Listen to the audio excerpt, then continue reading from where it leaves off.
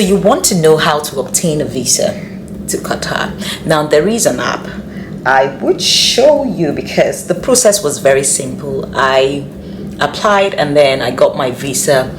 I think it was in less than 2 hours. How much did I pay? I paid $30 for it. And then there is an app that you can use. I'm going to show. That's the app right there. It's called, that's the app. I hope you can see. Now that's the app that you use. It's simple. You just go in there, you include your information.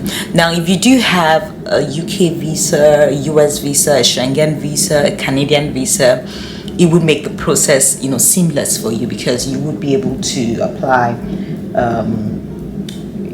and get it within the shortest possible time. If you still don't have the visa, it doesn't mean you can't apply for it. You can still use the app and apply.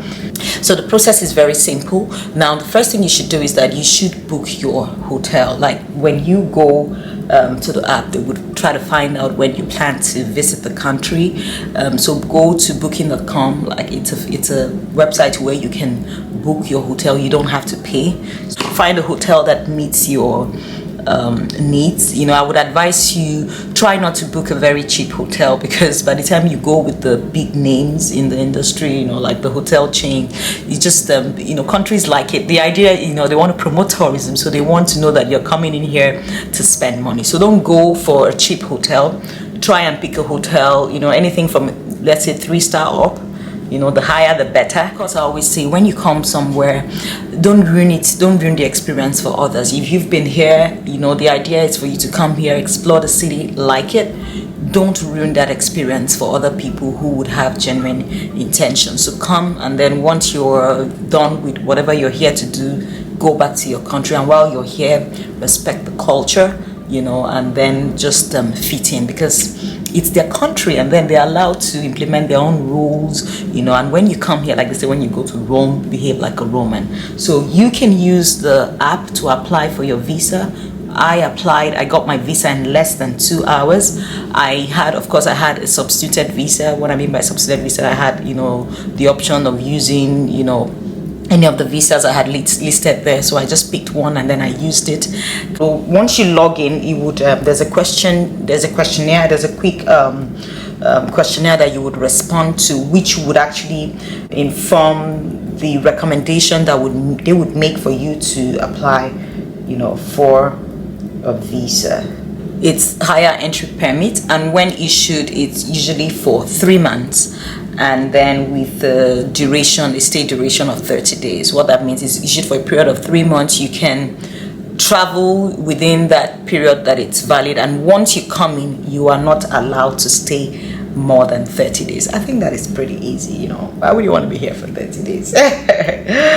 So do that. Now, once you have applied and it's been approved, you would receive an email. Now, when your visa has also been approved, you would receive an email, you receive the e-copy of the visa, and then also you would be able to access the visa on the app when you open the app on your phone. So what you'll just do is that it would have the visa, would have the Hayya card, would have a card number, it would have your name, and then you would have the passport, your passport number. Now what you would do is that you just need to print out that visa that you have, and then when you're going to the airport, you take it with you to the airport. They would scan the code and check that it's valid by the time you get to the airport. And then, of course, when you arrive in Qatar, they might not even ask, because all they would just require would be your passport. And then, once you have your passport, they would be able to check in their system to be sure that you have a valid visa. So the process was very simple. I did not spend up to 2 minutes at immigration. It's simple.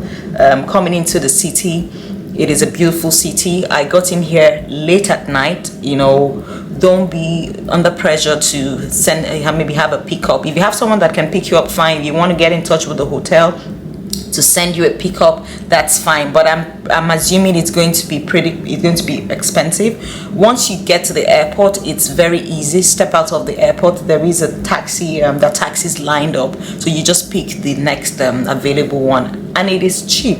I paid less than $20, the equivalent of less than $20, to get to my hotel room, which was about 17 to 19 minutes drive from the airport. So it was very easy. It is a nice country. So you're wondering what to wear when you're visiting Qatar.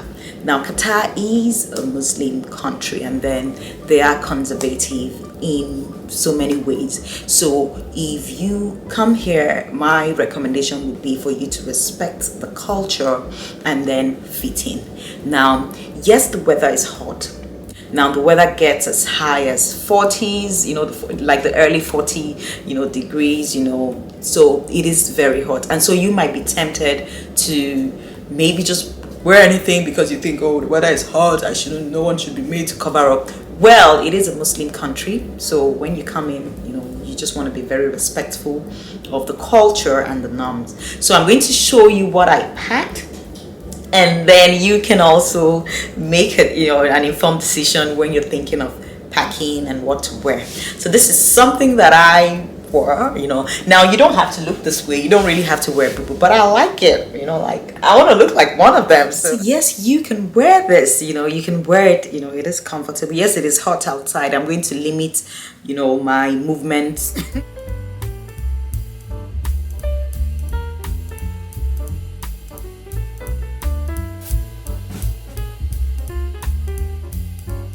And then you're wondering where you should stay.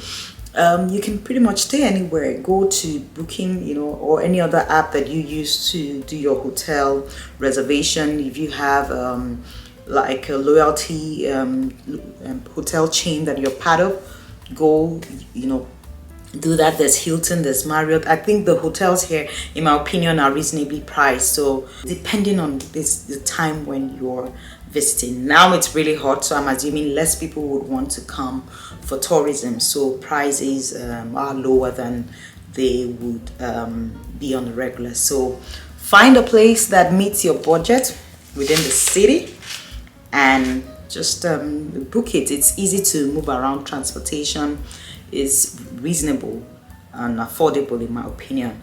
So now, should you change money at the airport? That's entirely up to you.